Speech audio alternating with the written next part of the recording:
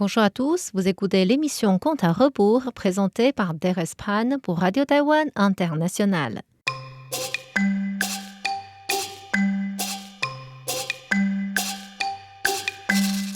La semaine dernière, nous avons vu comment le moine Liu Taizhen perdit presque la vie en raison de la créature chez Zhou Wanglian, comment Qigong revint chez Monsieur Zhou par l'intermédiaire de son disciple Su Beishan et comment Qigong aida Liu Taizhen à reprendre vie. Maintenant, il alla dans la chambre de Zhou Zhikui, le fils malade de Monsieur Zhou, pour voir son état. Zhou Zhikui était allongé sur son lit sans la force de bouger. Il ouvrit ses yeux pour voir qui arrivait et referma rapidement ses paupières.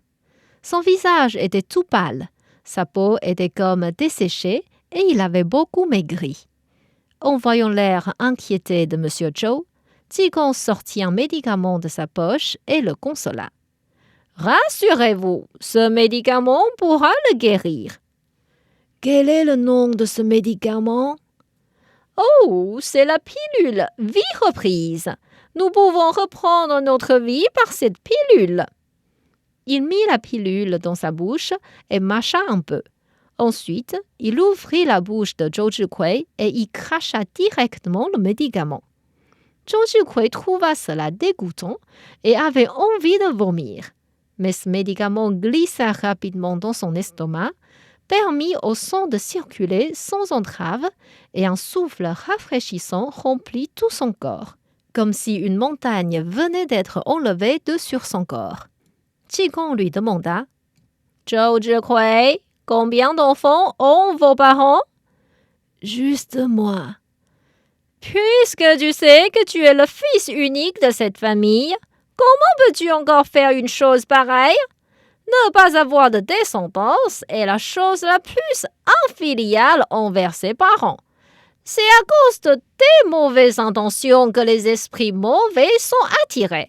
En es-tu conscient ? Ah, je suis vraiment trop fâché. » Et il frappa fort sur le crâne de Zhou Zhikui. Même un homme en bonne santé ne pourrait pas supporter ce coup fort, encore moins un malade venant de recouvrer la santé. Zhou Zhikui poussa un souffle et mourut à l'instant même.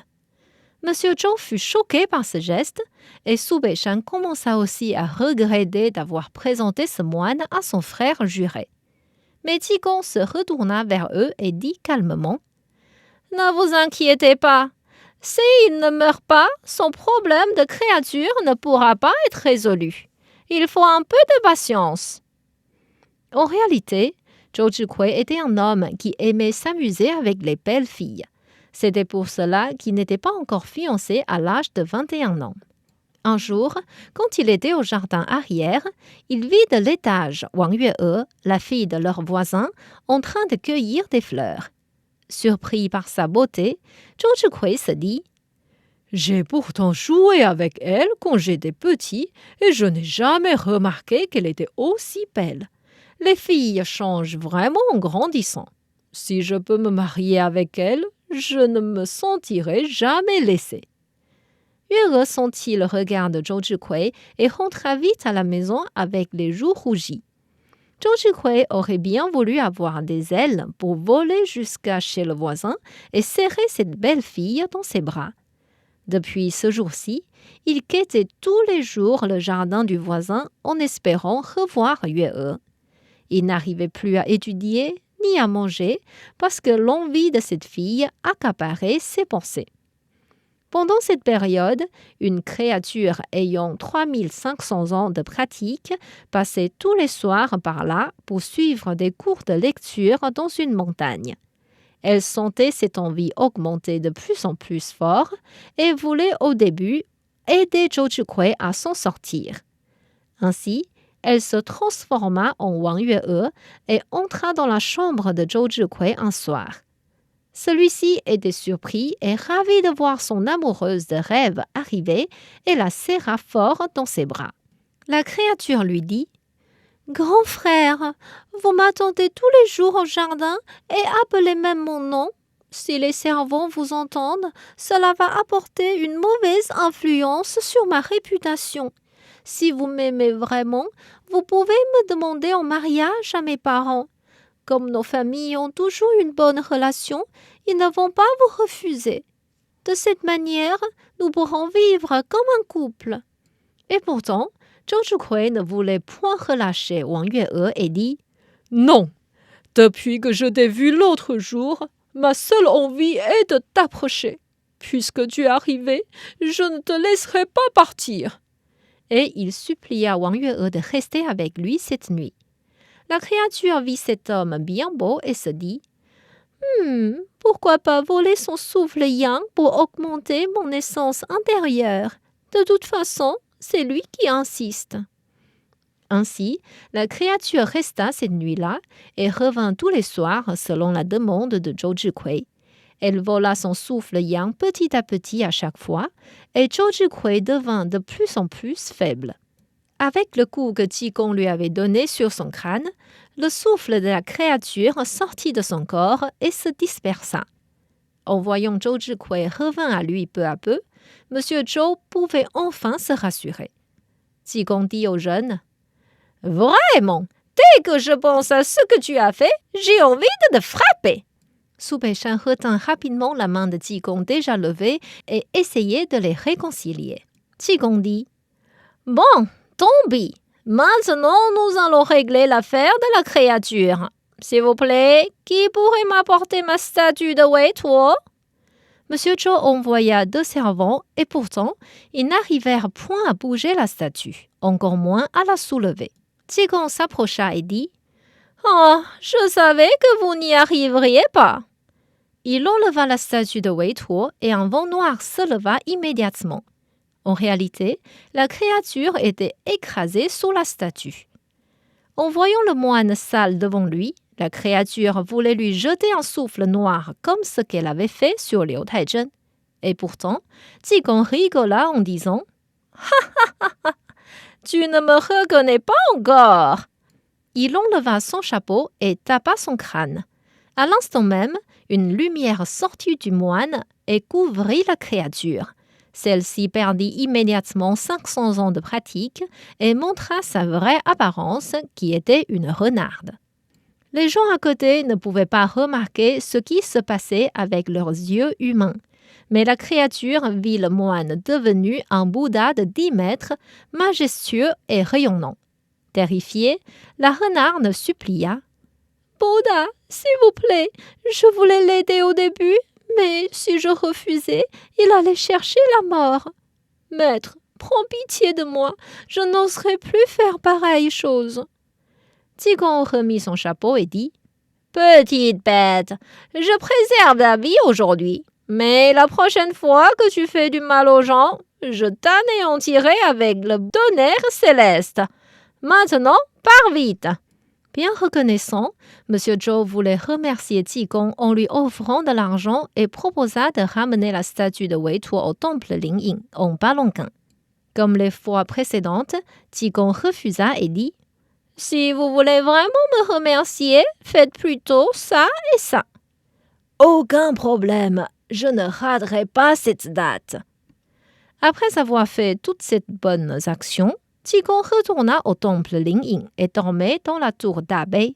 Son adversaire Guang Liang, le superviseur du temple, voulait l'anéantir pour se venger de ses actions précédentes. Il ordonna ainsi à un petit moine de mettre du feu dans la tour. La première fois, le feu fut éteint par de l'urine de Daoji se déversant depuis le haut, et le malheureux petit moine reçut ainsi une douche inattendue. La deuxième fois, ils réussirent à mettre du feu dans la tour.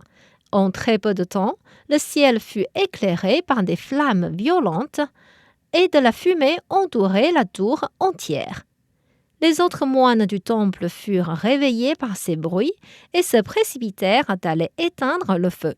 Certains dirent « Mince, le moine fou dort à l'étage dans cette tour et il va perdre la vie dans cet incendie. » Seul Guang Liang rigolait dans son cœur et était content de sa ruse.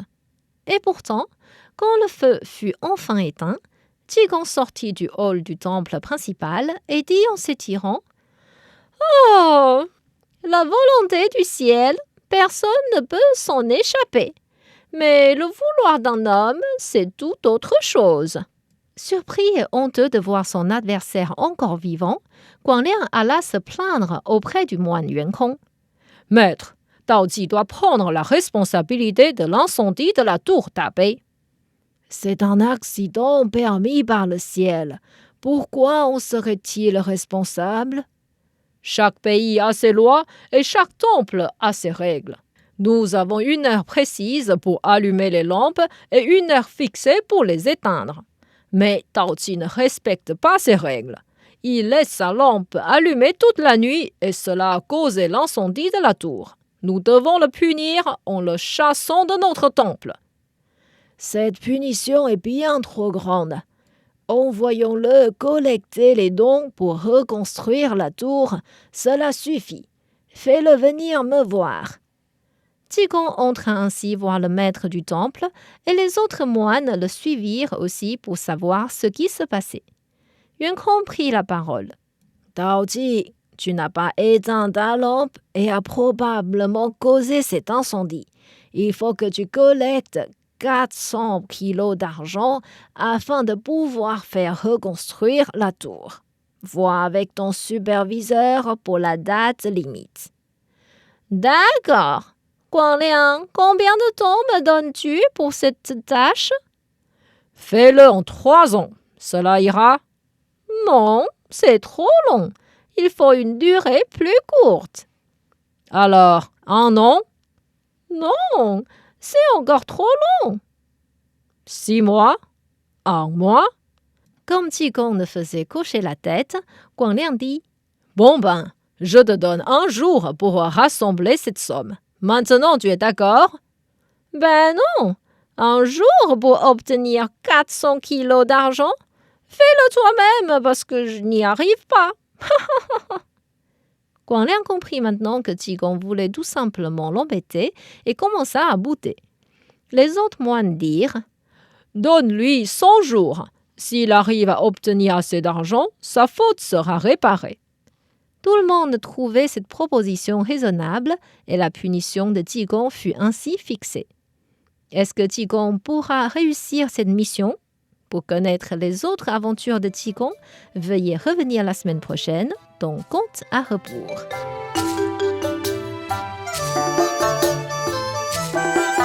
C'était Contes à rebours présenté par Thérèse Pan sur les ondes de RTI.